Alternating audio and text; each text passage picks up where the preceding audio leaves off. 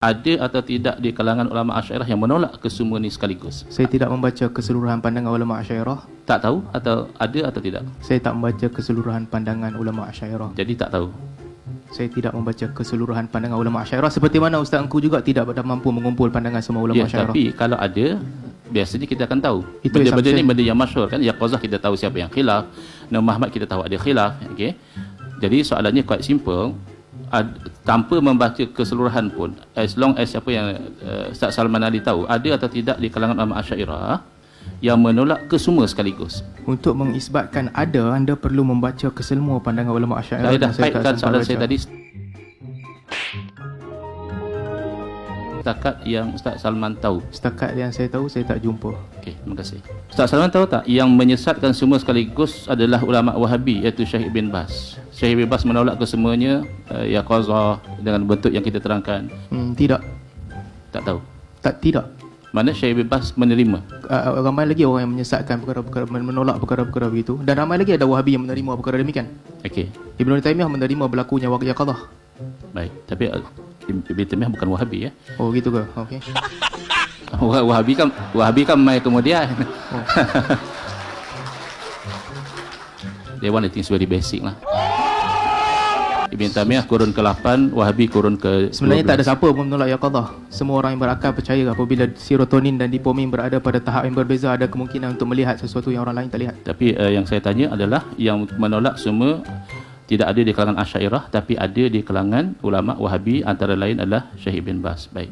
Wait a minute. Oh, tapi Salman kata tak tolak ya, yaqazah tak tolak. Mana boleh satu orang ketika jaga melihat Rasulullah SAW. Bukan setakat melihat Rasulullah, lihat siapa-siapa pun boleh. You can be drug induced, it can be boleh that's jadi not macam relevant. That's not relevant. Soalannya, Salman Ali menerima atau tidak yaqazatan dalam keadaan jaga. Okey. Seseorang itu melihat Rasulullah SAW. Soal kenapa dia melihat, kerana terlampau kasih atau whatever is beside the point. Terima atau tidak? Mesti boleh. Okey, alhamdulillah. Kita beroleh kemenangan yang pertama. So maknanya Salman Ali ada beza dengan Syekh bin Baz. Syekh bin Baz lebih banyak lagi bezanya sama ada Rasulullah datang ataupun tidak. Melihat tak ada beza. Boleh Okey, lihat. alhamdulillah. So Itu kita bukan ada bezanya. ada kesepakatan. Bukan kesepakatan.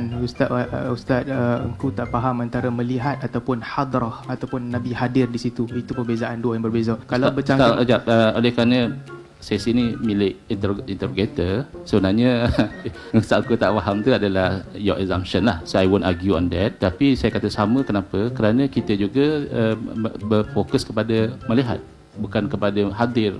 Kalau hadir akan tanya ruh atau jasad dan sebagainya. So that's your assumption, so please keep your assumption to yourself. mana teks?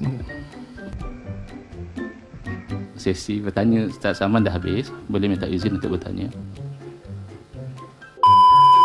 Adakah Ustaz Salman setuju bahawa 99 drop from Endless Mercy Ocean yang merupakan majoriti rujukan yang diserahkan kepada ARG bukan hasil tulisan Syekh Nazim, sebaliknya ia merupakan catatan orang lain? Setuju atau tidak?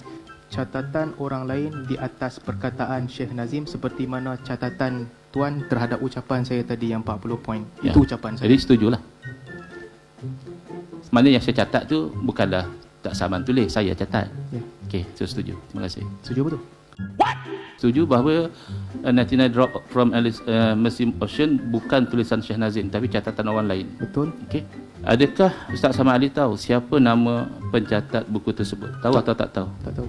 Nama pencatat pun tak tahu nak. Tak tahu. Tapi duk rely banyak kan tentang tu. Sebab Hisham letak dalam website dia, dan Hisham jauh lebih berautoriti daripada Jilsah Turuk Sufian ke-9. Tapi cukup berautoriti kah untuk menisbahkan direct kepada Syekh Nazim, confirm tu Syekh Nazim yang cakap lalu dia sesat? Dalam dunia ini 3 orang yang paling dekat dengan Syekh Nazim yang bersih hidup: Hisham, Adil, Adnan, ataupun 3 ataupun 4 ataupun JF Haddad, dan dia salah satu di antara reliable, antara 4 yang paling dekat. Okay, regardless kerapatan mereka, tetapi mengikut penilaian kami adalah sangat tidak adil untuk merujuk kepada catatan orang lain yang Ustaz Salman tak tahu siapa nama pencatat dia, tahu-tahu oleh kerana orang rapat ada catat lalu mengatakan mesti confirm itu pemikiran Syekh Nazim dan oleh itu sesat. Satu. Yang kedua juga dalam slide yang saya tidak sempat tunjukkan tadi, kita took a step further, iaitu assuming assuming itu memang kalam Syekh Nazim, masih lagi kalam-kalam itu patuh ahli sunnah wal jamaah. Macam tadilah,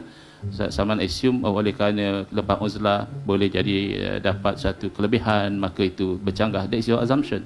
It's not, for us tak ada masalah di sisi ahli sunnah wal jamaah.